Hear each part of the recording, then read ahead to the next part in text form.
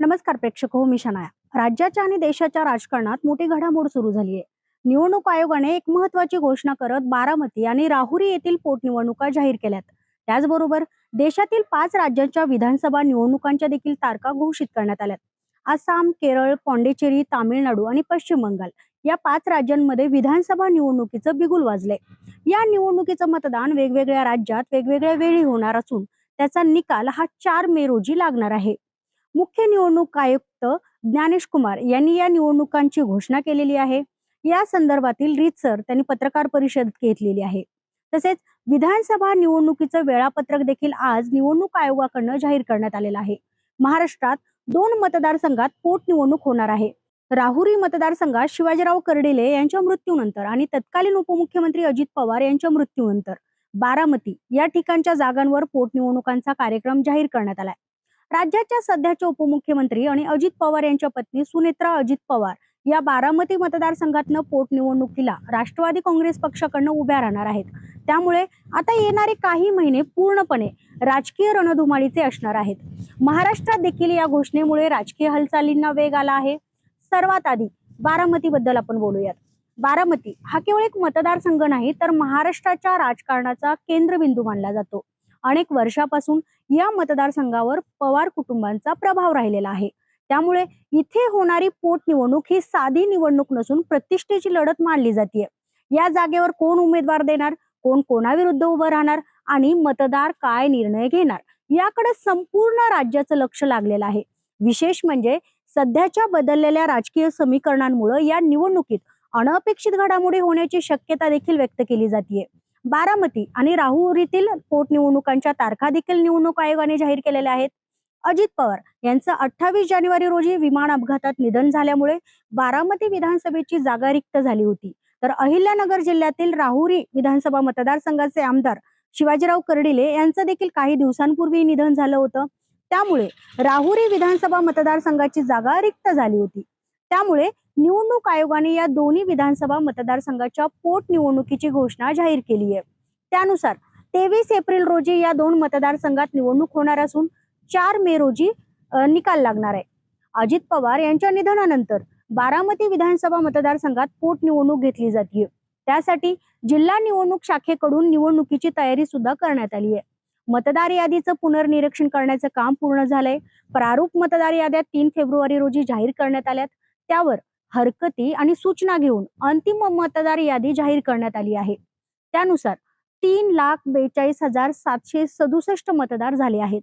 अजित पवार यांच्या अपघाती निधनानंतर सुनेत्रा पवार यांनी उपमुख्यमंत्री पद स्वीकारलं आहे. त्यांना आता विधानसभा किंवा विधान परिषदेचे सदस्य म्हणून निवडून यावं लागणार आहे. राष्ट्रवादी काँग्रेस अजित पवार यांच्या पक्षाचे उमेदवार या सुनेत्रा पवार असणार आहेत. ही निवडणूक बिनविरोध होणार का याकडे सर्वांचं लक्ष लागलंय.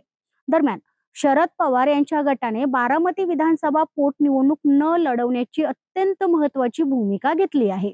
पक्षाच्या वरिष्ठ पातळीवरील एका अंतर्गत बैठकीत हा निर्णय घेण्यात आल्याची माहिती समोर आली आहे.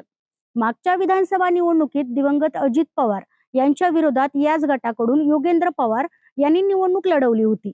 त्यावेळी योगेंद्र पवार यांचा दारुण पराभव झाला होता. मात्र आता अजित पवार यांच्या निधनामुळे रिक्त झालेल्या जागेवर आपला उमेदवार न देण्याचा निर्णय शरद पवार यांच्या पक्षाने घेतला आहे.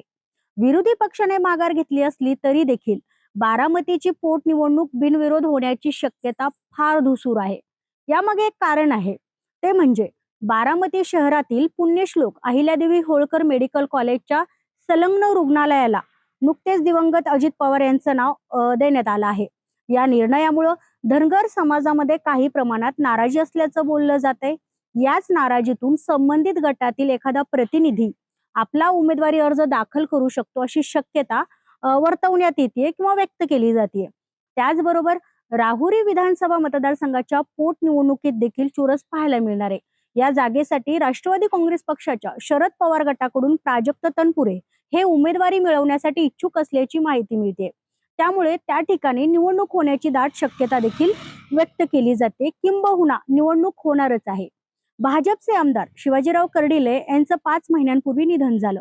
राहुरी मतदारसंघात यापूर्वी 2009 पासून ते 2024 पर्यंत झालेल्या निवडणुका भाजपचे शिवाजीराव कर्डिले विरुद्ध राष्ट्रवादी काँग्रेसचे तनपुरे कुटुंबातील सदस्य अशाच पारंपरिक पद्धतीने लढल्या गेल्यात.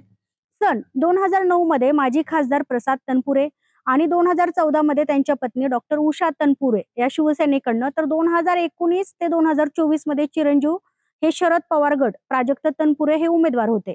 तर 2019 मध्ये प्राजक्त तनपुरे विजयी झाले. त्यावेळी ही दुहेरी लढत होती.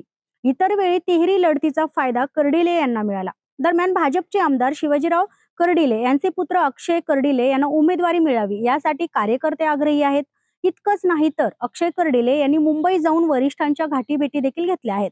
त्यावरून त्यांनी आपणच प्रबळ दावेदार असल्याचं दाखवून दिलं आहे. पक्ष बेरजेच्या राजकारणावर चालतो, कारण एक एक आमदार महत्वाचा असतो. ज्याला जनतेचं समर्थन असेल त्यालाच मुख्यमंत्री उमेदवारी देतील अशी स्पष्ट भूमिका भाजपचे माजी खासदार सुजय विखे यांनी मांडली आहे. माजी मंत्री तथा राहुरीचे माजी आमदार प्राजक्त तनपुरे यांनी देखील पोटनिवडणूक लढवण्याचे संकेत दिले आहेत. मात्र ते कोणत्या पक्षाकडून निवडणूक लढवणार आहेत हे अद्याप त्यांनी गुलदस्त्यात ठेवलं आहे. तनपुरे यांनी गेल्या काही दिवसांपासून घेतलेली हिंदुत्ववादी भूमिका आणि मुख्यमंत्री देवेंद्र फडणवीस यांचं केलेलं कौतुक बघता आगामी काळात राहुरीच्या राजकारणात काय घडामोडी घडतात याकडे सर्वांचं लक्ष लागलं आहे. दरम्यान केंद्रीय निवडणूक आयोगाने जाहीर केलेल्या कार्यक्रमानुसार या पोटनिवडणुकीची अधिसूचना 30 मार्च 2026 रोजी जारी केली जाणार आहे. उमेदवारी अर्ज दाखल करण्यासाठी 6 एप्रिल 2026 पर्यंत मुदत असणार आहे आणि आलेल्या अर्जांची छाननी ही 7 एप्रिल 2026 रोजी होईल. तर अर्ज मागे घेण्याची अंतिम तारीख ही 9 एप्रिल 2026 असणार आहे आणि प्रत्यक्ष मतदान हे 23 एप्रिल रोजी होणार आहे आणि त्यानंतर निकाल जाहीर केला जाईल. तुम्हाला काय वाटतं? या पोटनिवडणुका बिनविरोध होतील की लढत रंगतदार होईल? कमेंट करून मला नक्की सांगा आणि हा व्हिडिओ आवडल्यास लाईक करा, शेअर करा आणि सबस्क्राईब करायला विसरू नका.